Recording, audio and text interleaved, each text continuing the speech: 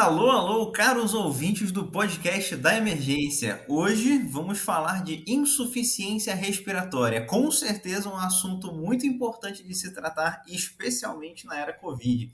Então, para nos guiar no cuidado da insuficiência respiratória, temos o Dr. Marcelo Schweller. Tudo bem, professor? Como vai? Tudo bem, Adriel? E você, como vai? Tudo certo. Você se apresenta um pouquinho aí para a gente, professor? Quem é você? Por que eu te chamei? Ô, Adriel, obrigado pelo convite, um maior prazer, parabéns pela iniciativa. Eu sou Marcelo Schweller, sou médico clínico e pneumologista, formado na Unicamp, e desde 2006 atuo na emergência com assistência aos pacientes, e desde 2007 com preceptoria de alunos e residentes da Unicamp, e nos últimos anos, inclusive, participando da residência de medicina de emergência, depois que essa especialidade virou definitivamente uma especialidade. Então, essa é a minha história aí na emergência. Muito bom. Então, como de praxe, vamos para a parte histórica. Hoje eu vou lhes contar uma historinha sobre o ventilador mecânico, talvez o nosso maior aliado no combate às insuficiências respiratórias graves. Veja, antigamente, se uma pessoa entrasse em insuficiência respiratória, não tinha muito o que se fazer. A morte era um processo agonizante para o paciente e para aqueles ao redor assistindo. Mas algumas pistas surgiram já no século XVI com Vesalius, o pai renascentista da anatomia. Em seu trabalho monumental chamado De Humani Corporis Fabrica, ele coloca uma passagem na qual diz que se um animal desfalece, pode-se trazê-lo de volta à vida fazendo um buraco na traqueia, colocando um cano por esse buraco e então assoprando. E com o movimento do pulmão, o coração volta a bater. Sensacional, não? Pena que essa passagem na sua obra não causou tanto impacto e a traqueostomia associada à ventilação positiva ficou esquecida por alguns séculos. Pois bem, no século XIX, já com um pouco mais de conhecimento sobre fisiologia, alguns ventiladores mecânicos surgiram. Mas veja, todos são ventiladores de pressão negativa, ou seja, eram os ventiladores que envolviam todo o corpo do paciente, deixando apenas a cabeça do paciente para fora. O ventilador então levaria uma pressão negativa ao redor do tórax do paciente, o que faria com que ele inspirasse. Esse pensamento era óbvio, afinal, nossa respiração, fisiologicamente falando, é por pressão positiva. Em 1864, nós temos o primeiro desses ventiladores. Ele mais parecia uma caixa com os canos do lado e o paciente sentava dentro dessa caixa e só sua cabeça ficava para fora. O criador dessa caixa ventilatória se chamava Alfred Jones e ele propunha que sua invenção poderia curar paralisias, asma, bronquite, dispepsia, surdez e diversas outras coisas. Se você me acompanha no Instagram, já sabe que médicos do século XIX tinham essa tendência de falar que suas criações curavam mais de 150 doenças diferentes. Em 1876, temos o primeiro pulmão de ferro, aqueles ventiladores famosos para tratar a insuficiência respiratória da poliomielite. Logo, outros pulmões de ferro surgiram. Apesar de funcionarem bem, um problema era evidente: o pulmão de ferro impedia o acesso dos médicos ou enfermeiros ao resto do corpo do paciente. Eles podiam ter contato apenas com a cabeça. Então, um gênio, e aqui eu deixo para você decidir se eu estou sendo sarcástico ou não, criou a sala ventilatória. É isso mesmo, era uma sala na qual a cabeça do paciente ficava para fora e o corpo do paciente para dentro. E a sala tinha um maquinário complexo que conseguia gerar uma pressão negativa para fazer o paciente inspirar. Assim estava resolvido o problema de acessar o corpo do paciente. Era só entrar na sala. Algumas foram até construídas para poder acoplar mais de um paciente ao mesmo tempo. Bem, mas o que fez a ventilação mecânica disparar? A epidemia de poliomielite da década de 50. Após um congresso internacional de poliomielite em Copenhague, tragicamente uma epidemia de poliomielite começou na cidade. A mortalidade era de mais de 80% das pessoas afetadas, sendo que os hospitais registravam mais de 50 internações por dia. Imagina o desespero. Mas os médicos até então achavam que os pacientes da poliomielite morriam de insuficiência renal e não de insuficiência respiratória. Mas foi o grande Dr. Ibsen que propôs que os pacientes morriam era de insuficiência respiratória e deveriam realizar traqueostomia em todos eles e ventilar com pressão positiva. Mas espera aí, até agora eu só falei de ventiladores de pressão negativa. Pois é, não existiam ventiladores de pressão positiva. O que tinha era muita gente querendo salvar muitas vidas e ambos primitivos para ventilação. E assim foi. Os pacientes foram ventilados por estudantes da área da saúde até a epidemia acabar. Os dados mostram que mais de 1.500 alunos ventilaram pacientes por mais de 165 mil horas durante a epidemia. Mas deu certo, a mortalidade caiu de 87% para 40%. A partir daí começou-se a desenvolver os ventiladores mecânicos nos moldes que temos hoje. E daí o resto é história. Então, bem, professor, vamos então para a teoria. Aqui tem uma proposta. Vamos ajudar nossos ouvintes a raciocinar sobre a insuficiência respiratória aguda já no atendimento inicial, sem exames complementares de imagem, sem gasometria. Então, vamos lá. Eu tenho um paciente que é trazido para mim na sala de emergência com queixa de falta de ar. Como que eu identifico que meu paciente está em insuficiência respiratória? Que história que você contou, hein, Adriel? Antes de responder sua pergunta, quero só falar que eu acho que a insuficiência respiratória aguda talvez seja o grande protótipo assim das situações de emergência, né? Se a gente souber lidar com insuficiência respiratória aguda, a gente vai saber lidar com uma das mais importantes, das mais dramáticas situações. Então vamos lá, para a gente conseguir lidar com essa situação, a gente precisa identificar a insuficiência respiratória, essa é a pergunta que você me fez. Então eu acho que a primeira coisa é justamente a gente aprender a chamar de insuficiência respiratória aguda mesmo. Não chamar só de dispneia, não chamar só de taquipneia, nem chamar só de dessaturação. Então, se eu tiver um paciente dispneico, taquipneico, dessaturando, na verdade, esse paciente deve estar em insuficiência respiratória aguda. E por que é tão importante falar esse nome? Porque se a gente falar dispneia, taquipneia, nossa agressividade, no bom sentido, né, nossa intensidade de investigação e tratamento vai ser uma. Mas se eu pensar em insuficiência respiratória aguda, vai ser outra. E aí, como é que eu reconheço isso? Eu dividiria em 3 pontos principais. Sinais de esforço respiratório, né? A gente pode ter vários sinais de esforço respiratório, então fala entrecortada, fala difícil, batimento de asa de nariz, retração de fúrcula, principalmente uso de musculatura acessória da respiração, tiragem intercostal, respiração paradoxal. Então, são todos os sinais de esforço respiratório que a gente pode perceber de um paciente. Outro grupo, além dos sinais de esforço respiratório, são as alterações de sinais vitais. Geralmente, taquipneia, taquicardia, hipertensão arterial, hipóxia, se a gente considerar a saturação um sinal vital. Eventualmente, nós vamos ter alteração de sinal vital para o lado contrário. Então, se a origem da insuficiência respiratória for uma origem do sistema nervoso central, por exemplo, uma diminuição do drive respiratório, eu não posso esperar sempre taquipneia. Eu posso esperar bradipneia.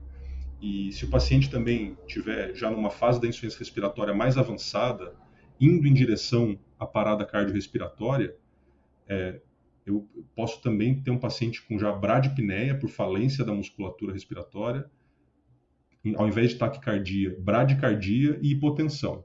Então, as alterações de sinais vitais mais típicas seriam taquicardia, taquipneia, hipertensão pela descarga adrenérgica e hipóxia, mas algumas delas podem estar ao contrário, dependendo da fase que eu pego e da causa da insuficiência respiratória. E por último, então, sinal de esforço respiratório, alteração de sinal vital e alteração do nível de consciência.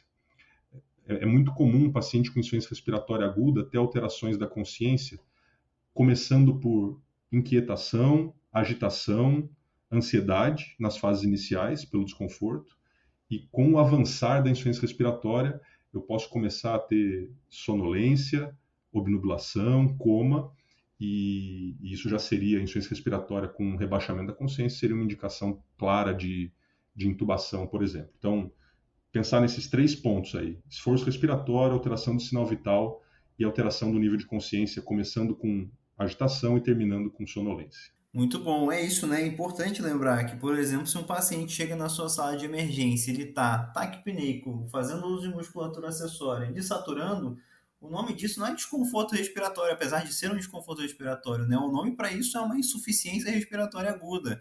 E aí tem que ligar várias chavinhas e pensando o que está causando isso, a gente vai conversar sobre tudo isso, mas entender que a nossa medida tem que ser mais agressiva, mais intensa. Você não precisa esperar uma gasometria para ver se está realmente com alteração respiratória na gaso, se está desaturando na gaso, se está com a PaO2 baixa. Não, o seu diagnóstico de insuficiência respiratória é no olho, é vendo o paciente e examinando. Mas tudo bem então, professor, me diga uma coisa. Identificar que o meu paciente está em insuficiência respiratória me leva imediatamente a fazer alguma conduta? Com certeza, acho que a primeira coisa é que quando a gente identifica uma insuficiência respiratória aguda, isso nos leva a tratar esse paciente na sala de emergência. Então, não é recomendado tratar insuficiência respiratória aguda no consultório do pronto atendimento, por exemplo. Esse paciente deve ser levado imediatamente para a sala de emergência, porque a gente não sabe em quanto tempo esse paciente vai piorar a ponto de precisar, por exemplo, um suporte ventilatório. Além de levar para a sala de emergência, algumas medidas simples, acho que a gente já pode fazer em todos os casos, que é repouso no leito, decúbito elevado, mais ou menos uns 30 graus, e oxigênio. Aí a gente pode discutir aqui se oxigênio deve ser usado ou não sempre. Contando uma historinha também, quando eu era mais novo, a gente tinha uma tendência de qualquer paciente com desconforto respiratório ou numa situação mais grave, insuficiência respiratória, a gente usava oxigênio, né? Era muito mais liberal em relação ao uso do oxigênio. Hoje a gente já sabe que o uso excessivo de oxigênio, a hiperóxia, também pode causar problemas. E existem várias tentativas de normatizar o uso de oxigênio nessas situações, né? Não existe um consenso. Então, por exemplo, se a gente pegar o ARDS Network, que trata principalmente de SARA, né, da insuficiência respiratória por SARA, recomenda manter a saturação entre 88 e 95. Se buscar o guideline britânico da British Thoracic Society, fala para manter entre 94 e 98. Tem várias fontes que recomendam que acima de 90% de saturação a gente já teria uma oxigenação adequada dos órgãos vitais. Então, existe uma variação muito grande das recomendações, né? Eu confesso para você que, como o corpo humano é extremamente complexo, eu não acredito que, em todos os casos, 90% de saturação é o suficiente para oxigenar adequadamente. Então, eu prefiro manter ali acima de 93, 94, abaixo disso eu daria oxigênio. Tem uma exceção, que eu acredito que a gente vai falar sobre isso depois, situações de pacientes com hipercapnia crônica, né, retenção crônica de gás carbônico, principalmente pacientes com DPOC grave, tem um risco maior de narcose, de rebaixar o nível de consciência e diminuir o drive respiratório se a gente fizer hiperóxia. Então, nesses casos, a saturação poderia ficar ali entre 88 e 92, mais ou menos, né? Então, se a gente pegar 90% de saturação como base, talvez um pouquinho mais alto que isso, vamos dar oxigênio se estiver abaixo disso. E tem uma outra decisão importante nesse começo, né? Então, sala de emergência, repouso no leito, decúbito elevado, oxigênio nessas situações que a gente falou, e uma decisão que em alguns casos tem que ser imediata sobre a necessidade de suporte ventilatório. Com certeza. Eu acho interessante falar disso porque então, um paciente identificado com insuficiência respiratória, a conduta seria, de preferência, a sala de emergência, né?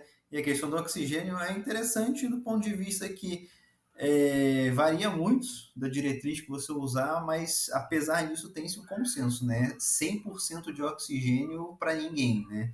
Não se fica, não dá suporte para ninguém ficar lá saturando 100% o tempo todo, né? Porque a hiperóxia é deletéria.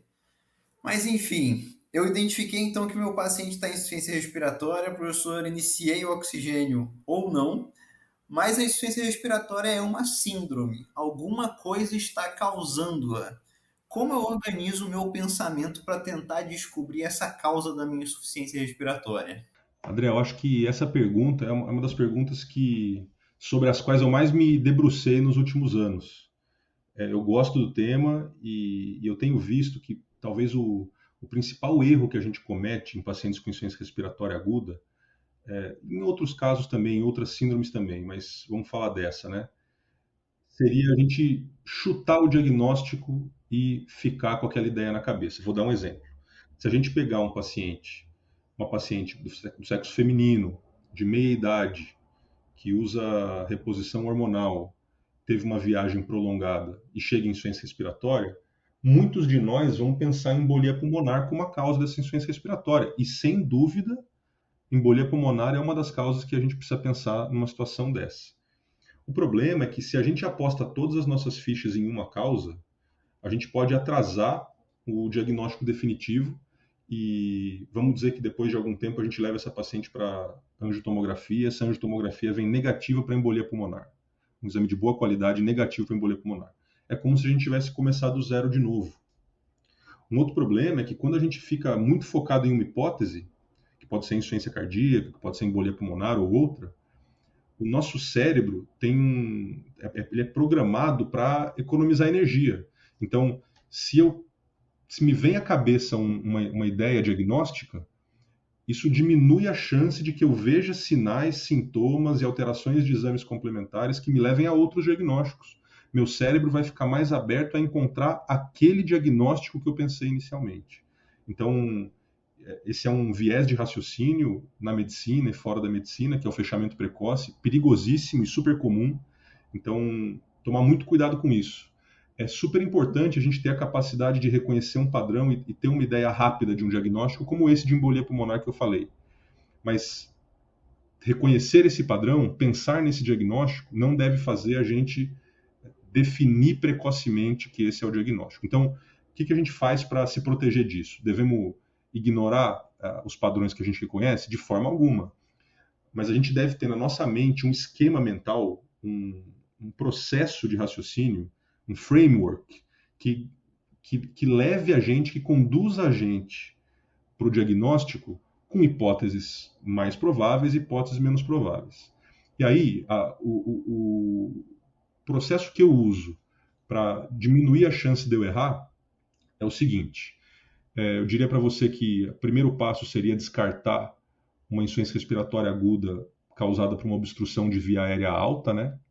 Que é uma situação dramática, um corpo estranho, alguma outra obstrução de via aérea alta. E descartado isso, pela história, pelo exame físico, eventualmente laringoscopia e tal, eu faria uma primeira pergunta, que é assim, é uma insuficiência respiratória aguda com edema pulmonar ou sem edema pulmonar, né? Ou, pensando de uma forma mais simples ainda, o pulmão está úmido, está molhado ou o pulmão está seco? E se o pulmão estiver úmido, né, se eu tiver edema pulmonar, e isso eu vou ver principalmente com a ausculta pulmonar e eventualmente com ultrassom point of care, vai para o caminho de insuficiência respiratória com edema pulmonar, e aí tem um segundo passo que é pensar, é um edema pulmonar de causa inflamatória, geralmente SARA, causada por sepse, politraumatismo, politransfusão, pancreatite, né? Então edema pulmonar inflamatório, ou um edema pulmonar cardiogênico, e buscar causas de insuficiência cardíaca aguda. Então, esse seria o lado do pulmão molhado, né? O outro lado desse fluxograma seria com o pulmão seco. Então, eu não encontro edema pulmonar na minha ausculta ou não encontro edema pulmonar no ultrassom point of care, à beira-leito. Eu tenho um pulmão seco. E aí, a segunda pergunta que eu faria nesse caso de pulmão seco seria se o paciente sibila ou não sibila. Se o paciente sibilar, eu vou pensar em doenças obstrutivas pulmonares, né? Então, exacerbação aguda de asma, exacerbação aguda de DPOC. E se o paciente não sibilar, vou pensar, por exemplo, em embolia pulmonar e pneumotórax, que são outras causas de pulmão seco. Claro que quando eu falo sibila ou não sibila, isso é uma simplificação. Isso é a forma como esse fluxograma está na minha mente. Mas eu estou preparado para o fato de que asma e DPOC podem não sibilar, principalmente numa situação muito grave. Eu estou preparado para o fato de que insuficiência cardíaca pode sibilar, que embolia pulmonar pode sibilar. Então, esses fluxogramas, assim como qualquer guideline, não deve ser levado a ferro e fogo. Mas é uma forma da gente ter na nossa cabeça um guia de raciocínio e, a partir disso, né, descartei a obstrução de via aérea alta. Tenho edema pulmonar, sim ou não? Aí vou para inflamatório ou cardiogênico. E se o pulmão tiver seco, eu vou sibila ou não sibila, pensando em asma e DPOC sibilando, pneumotórax, embolia pulmonar não sibilando. Feitas essas exceções que eu falei, né, que pode confundir a questão do sibilo, eu acho que é uma forma que os diagnósticos mais importantes estão na minha mente. Claro que eu não cobri aqui todos os diagnósticos possíveis que causam insuficiência respiratória aguda, mas, honestamente, se a gente tiver na nossa cabeça esses diagnósticos e souber fazer o diagnóstico diferencial deles, a gente vai ter visto talvez 98% das causas de insuficiência respiratória aguda no pronto-socorro. Então, o primeiro passo seria ter na cabeça um framework, e o meu é esse aí. Muito bom. O seu é esse daí, é o que eu uso também, até porque você me ensinou. Mas vamos lá. Meu paciente, vamos pensar aqui agora então, se meu paciente está no pronto-socorro comigo, apresenta um pulmão seco, daí eu fico inicialmente com quatro hipóteses diagnósticas principais, certo? É uma crise de asma, ou é um DPOC, também podendo ser TEP ou pneumotórax. Vamos começar de asma, então. Para tratar a asma, eu faço o quê? Eu dou um puff de salbutamol e acabou? Vamos lá, é bem mais que um puff, né? É, uma coisa importante, a base do tratamento de exacerbação de asma no pronto-socorro, com insuficiência respiratória, é broncodilatador de ação curta em dose alta, né? Então, eu te diria para começar aí pelo menos com 6 a 8 doses, né? 6 a 8 puffs de salbutamol spray, por exemplo, que a gente tem usado na emergência, né? E isso pode ser repetido depois de alguns minutos, conforme a resposta do paciente. Casos graves de exacerbação de asma sempre vão usar corticoide sistêmico, e na maioria dos guidelines a gente vê a recomendação de usar corticoide por via oral, por exemplo, prednisona, 40 a 60 miligramas por via oral, mas eu confesso que em casos graves de insuficiência respiratória aguda, eu prefiro garantir com o uso de corticoide intravenoso, e aí pode ser hidrocortisona, numa dose por volta de 300 miligramas IV, ou metilprednisolona. Essa seria a base, né? Aquilo que eu falei antes, em sala de emergência, repouso no leito, decúbito elevado, considerar oxigênio, dose alta de beta-2 agonista inalatório, corticoide sistêmico, é a base do tratamento. Aí, eventualmente, a gente usa sulfato de magnésio, 2 gramas em dose única. Isso, pelas recomendações, seria na falência do tratamento inicial com beta-2 agonista e corticoide, ou se chegar a uma crise de asma absurdamente grave, você pode lançar mão do magnésio de cara. E tem a possibilidade do ipratrópio, né, do famoso atrovente, que não diminui mortalidade, mas tem uma broncodilatação a mais, né, junto com o beta-2 agonista, e poderia diminuir alguns desfechos relacionados à internação, desfechos negativos, né? Então, esse seria a base do tratamento de asma. Não está no roteiro que eu te mandei, mas eu preciso fazer essa pergunta, até porque eu acho que é importante do ponto de vista para ensinar. E a terbutalina não entra, não? Terbutalina, eu vou te confessar também que eu usei isso quando eu era residente. Um beta-2 agonista que é por via sistêmica, né? Não é inalatória.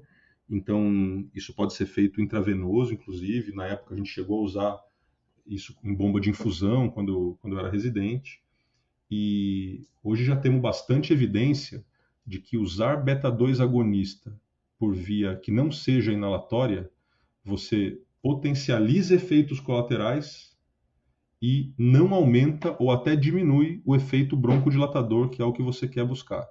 Então, a não ser em uma situação dramática que você talvez não tenha, por algum motivo, não tem condição de fazer broncodilatador por via inalatória, não sei, não consigo pensar numa situação como essa. Até me deu um arrepio aqui só de imaginar essa possibilidade.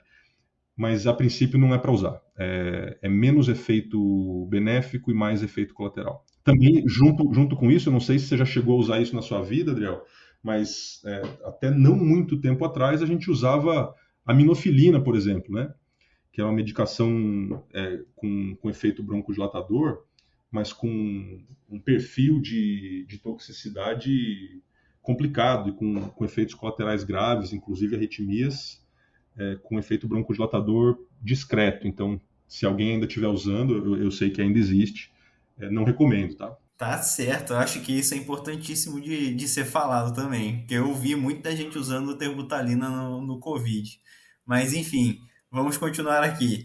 Se o pulmão do meu paciente agora que é seco, em vez de asma, for DPOC, o que vai mudar no meu cuidado? Eu acho que bastante gente pensa no tratamento da exacerbação de DPOC de uma forma semelhante à exacerbação de asma, e tudo bem começar pensando assim, mas não é igual, e eu tenho certeza que é por isso que você está me fazendo essa pergunta. Então, continuamos usando broncodilatador, beta-2 agonista de curta ação por via inalatória, continuamos usando corticoide sistêmico, continuamos usando oxigênio se o paciente tiver hipóxia.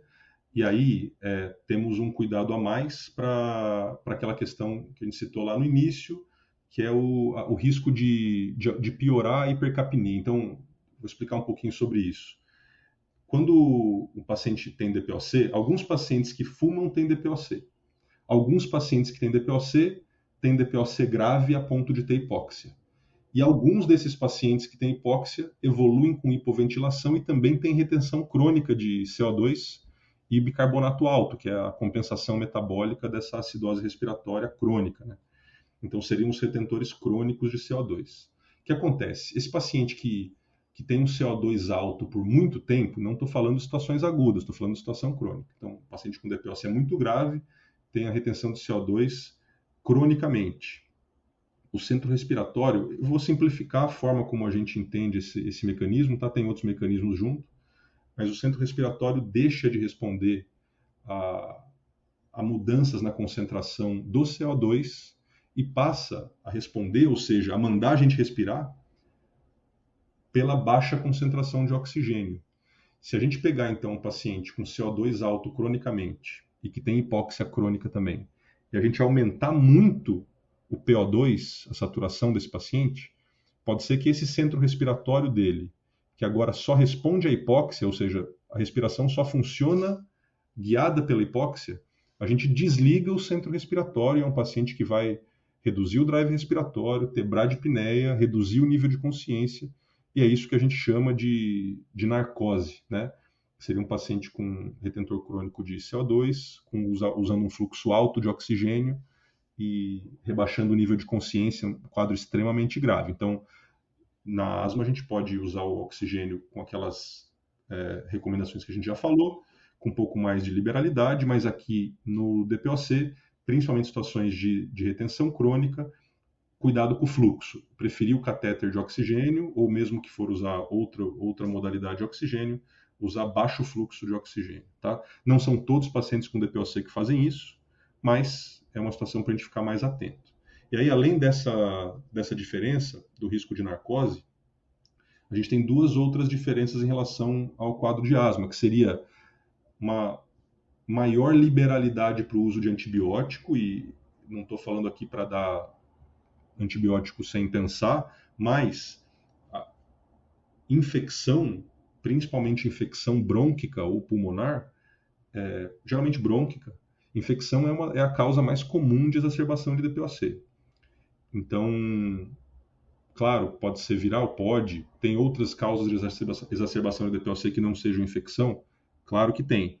Numa situação de um DPOC, de uma exacerbação leve, a gente tem todo o tempo do mundo para observar a evolução, buscar outros desencadeantes e avaliar com mais calma.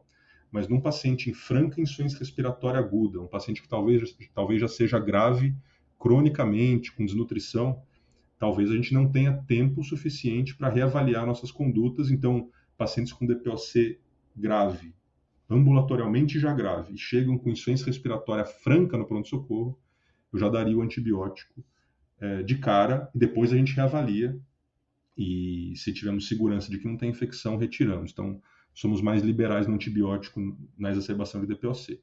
E por último, na asma não existe essa recomendação clara, mas no DPOC exacerbado com insuficiência respiratória existe, que é a indicação da ventilação não invasiva, né?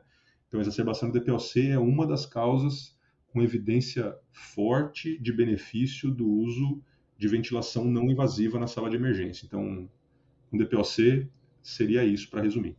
Muito bom, muito bom. O TEP e o pneumotórax eu vou deixar para episódios específicos sobre eles. Mas já sabemos então cuidar de um paciente com insuficiência respiratória aguda com pulmão seco por asma ou DPOC. Agora, professor, vou pedir para você me falar, e o pulmão úmido, como que a gente tenta chegar nesse diagnóstico? Aí é um tema que eu sei que você gosta e tem a ver com a sua proposta desse episódio do podcast, que é justamente a gente tentar pensar sem usar obrigatoriamente exames complementares, e nesse caso principalmente a gasometria, né, Adriel? Eu sei que é um tema que é importante para você. E eu concordo com isso, porque a gente demora para ter acesso aos exames e às vezes focar no exame complementar atrasa um raciocínio que já poderia ter sido feito sem o exame complementar. Então, se eu pegar um paciente em insuficiência respiratória e tiver edema pulmonar, que eu ouvi na ausculta ou passei o ultrassom point of care e reconheci o edema pulmonar, eu tenho que pensar se é inflamatório ou cardiogênico. A primeira coisa que eu queria falar aí, que é um erro que eu vejo quase que diariamente acontecendo, é que existe um pensamento, uma informação que foi transmitida para nós de forma subliminar ou liminar, de que qualquer paciente que tem edema pulmonar tem insuficiência cardíaca, e isso não é real. Então, temos que tomar um cuidado muito grande, porque, claro, a insuficiência cardíaca é um diagnóstico comum, importante, com tratamento eficaz, então tem que ser reconhecido e tratado, mas nos pacientes com insuficiência respiratória aguda, com edema pulmonar, na maior parte das vezes, possivelmente acima de 70 a 80% das vezes, a gente vai ter um edema pulmonar inflamatório. E edema pulmonar inflamatório geralmente é SARA. E aí, como é que a gente diferencia isso? É basicamente pela história e exame físico, e vou chamar de contexto. Então, o contexto em que chega um paciente com edema pulmonar inflamatório, SARA, costuma ser muito diferente do contexto em que chega um paciente com insuficiência cardíaca. Então, pela história, paciente com SARA, geralmente, como a causa mais comum é sepse, geralmente é um paciente que tem alguma história sugestiva de infecção. Mesmo assim, muitos de nós acabamos pensando assim, a infecção é um grande desencadeante de insuficiência cardíaca, um descompensador de insuficiência cardíaca. É verdade, mas o paciente com insuficiência cardíaca costuma ter uma evolução diferente dessa. Nós vamos falar daqui a pouco, quando a gente chegar lá, mas a insuficiência cardíaca descompensada não é um paciente que estava bem até há 4 dias e agora ele, de um dia para outro, entra em insuficiência respiratória aguda. O paciente com insuficiência cardíaca descompensada é um paciente que vem ganhando peso, vem tendo edema na perna e começa a ter piora da dispneia, intolerância ao esforço, e ele chega com, eventualmente, dificuldade respiratória, mas raramente insuficiência respiratória. Isso seria a famosa IC descompensada, né? E nós vamos buscar o desencadeante, se tiver hipervolêmico, vamos dar diurético, muitas vezes vasodilatador e assim vamos. O paciente com insuficiência cardíaca grave, que chega em insuficiência respiratória aguda, é o paciente com insuficiência cardíaca aguda. E aí, daqui a pouco a gente fala sobre ele. O paciente com SARA é o paciente com infecção, geralmente com hipotensão, com choque associado, se já tiver mais grave, com foco infeccioso, mas nem sempre isso é frequente. E outras causas de SARA, além da sepse, né, pancreatite, politraumatismo, politransfusão. Então, temos que ficar muito atento. O que eu estou querendo dizer? Cada paciente vai ter uma história, mas não imediatamente na insuficiência cardíaca quando a gente encontrar o edema pulmonar. Lembrem que edema pulmonar na emergência, mais da metade das vezes, é edema pulmonar inflamatório, né? E geralmente tirar volume desse paciente não é a primeira medida que a gente faz, pelo contrário, porque esse edema pulmonar não é um edema por hipervolemia, justamente um edema inflamatório que tem uma outra fisiopatologia. No exame físico, muitas vezes a gente também vai encontrar diferença, né? Um paciente que costuma estar com a temperatura aumentada, não necessariamente febre, mas ele está com a extremidade quente, está hiperdinâmico, que a gente fala, né? Taquicárdico, hipotenso taquicárdico, com extremidade quente. Então, ficar muito atento à história, muito atento ao contexto, buscar as causas, né? Pensar nas causas de SARA, pensar nas causas de insuficiência cardíaca aguda e não dar um diagnóstico imediato de insuficiência cardíaca quando a gente ouvir o edema pulmonar. Temos que evitar essa armadilha. Aqui eu vou fazer um convite também aos ouvintes a irem lá para o episódio número 2, lembrando do episódio de sepse, que conversa muito com esse episódio de insuficiência respiratória, especialmente quando a gente está de frente para um pulmão úmido por edema inflamatório, né? A insuficiência respiratória vai ser uma das consequências aí, uma das síndromes que vão acompanhar a sepse. Então, seu tratamento não pode ser somente direcionado para a insuficiência respiratória, mas para a sepse como um todo. Lembrar, né, que a insuficiência respiratória é uma das manifestações das doenças que a gente está falando aqui, então não adianta só tratar a insuficiência respiratória. Então, professor, vamos dizer aí que esse edema agudo pulmonar é por uma insuficiência cardíaca aguda. Qual o próximo passo no meu raciocínio e qual minha conduta frente a esse tipo de insuficiência respiratória? Esse é um tema importante porque se a gente pensar no que a maioria de nós fala, que é a tal da IC descompensada, o paciente nem sempre tem uma causa dramática aguda para piorar a IC. Pode ser infecção, pode ter mudança na dieta, aumento do sódio na dieta, alguma coisa assim. E não necessariamente isso acontece de forma aguda, pelo contrário, costuma ser mais subagudo. Mas se o paciente realmente tiver sinais clínicos claros de insuficiência cardíaca e essa evolução for aguda, a nossa conduta principal não é sair correndo para tirar volume dele. Pode até fazer, só que a gente precisa achar a causa. Porque veja só, se a gente pensar que as causas de insuficiência cardíaca aguda mais comuns são emergência hipertensiva, e o tratamento de emergência hipertensiva, né, edema agudo hipertensivo, principalmente vasodilatador venoso, nitroprussiato de sódio, ventilação não invasiva. Valvopatia aguda, então uma ruptura de uma válvula, uma insuficiência mitral aguda, uma ruptura de cordoalho. O tratamento talvez tenha que ser até eventualmente cirúrgico. Uma arritmia aguda, então vamos pensar numa taquicardia ventricular aguda, com instabilidade, levando a uma insuficiência cardíaca aguda pela taquicardia. O tratamento seria uma cardioversão elétrica. Uma miocardite aguda, miocardite muitas vezes é mais subaguda, mas pode ter uma evolução aguda também. E então, infarto agudo do miocárdio. O tratamento principal seria reperfusão, ou por via de angioplastia, ou por trombólise, se a gente não conseguir angioplastia rápida. Então, o que eu estou querendo dizer é que o que costuma ser feito, que é o paciente chega no pronto-socorro, tem edema pulmonar, faz furosemida, se for um caso de insuficiência cardíaca aguda, não vai funcionar. Ou vai funcionar provisoriamente. Então, o mais importante, se pela história você realmente identificar a insuficiência cardíaca aguda, é ir atrás da causa. Emergência hipertensiva, valvopatia aguda, arritmia aguda, infarto agudo do miocárdio, miocardite. Cada uma delas tem um tratamento muito diferente uma da outra, né? Então, seria o principal, ir atrás da causa. Isso é importante, né? Quero reforçar aqui essa diferença de você pensar em insuficiência cardíaca aguda ou insuficiência cardíaca descompensada, porque é isso, né? As causas de insuficiência cardíaca aguda são potencialmente catastróficas, então a gente tem que correr atrás dela. Mas vamos então agora, professor, se o meu paciente em insuficiência respiratória aguda é um edema pulmonar e é uma SARA, um pulmão inflamatório, como que eu trato isso? Eu acho que, para a gente resumir, Adriel, seriam duas linhas principais de tratamento. A primeira é tratar a causa, né? Então, para a gente pensar aí a principal causa de edema pulmonar inflamatório, de SARA no pronto-socorro, é a sepse. E o tratamento da sepse está cada vez mais claro que precisa ser agressivo, rápido, intenso e imediato, né? Então, tratar a causa, eu diria para você que é o tratamento mais importante. E aí a outra linha seria a questão do suporte ventilatório. Essa é uma decisão clássica assim no pronto-socorro, que é quando que a gente entuba um paciente, né? A gente não vai conseguir esgotar esse assunto aqui, nem era o nosso foco principal. A gente Mas tem um episódio sobre isso aí é, também, o ouvinte que quiser o episódio número 3.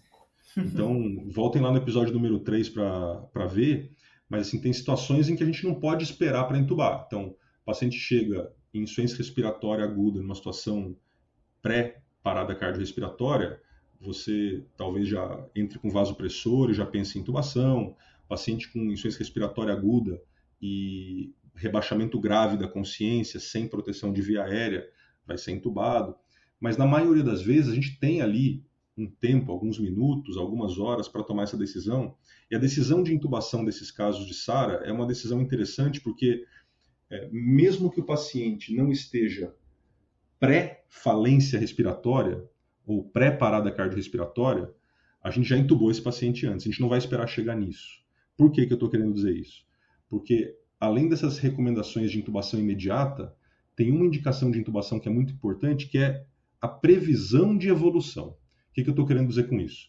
Se eu tenho um paciente que chega com uma exacerbação de asma grave, eu sei que a exacerbação de asma grave quase sempre responde muito bem ao tratamento e, principalmente, responde muito rápido ao tratamento.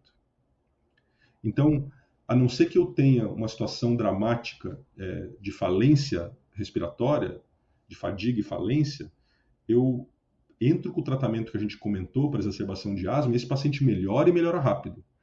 Mas um paciente com SARA, ele mesmo que não esteja nesse momento com falência da musculatura respiratória, com respiração paradoxal, não esteja saturando 80%, mesmo que ele não esteja assim, a previsão é de que ele piore, de que ele evolua com hipóxia grave, de que ele piore muito a complacência pulmonar e, principalmente, que essa evolução aconteça ao longo de dias, 7, 8, 10, 14 dias. Então, é muito excepcional a gente pensar em conduzir um caso grave de SARA, ou um caso de SARA, porque SARA é grave, né? Sem ventilação com intubação e pressão positiva. Então, pensem sempre nisso, né? Se a causa da insuficiência respiratória é grave, mas é rapidamente reversível, com tratamento muito eficaz, eu posso adiar a intubação na maioria das vezes. Mas no caso de SARA, que costuma piorar, evolui mal nos dias subsequentes e com tempo de recuperação estimado maior que uma semana, dificilmente esse paciente fica sem suporte ventilatório.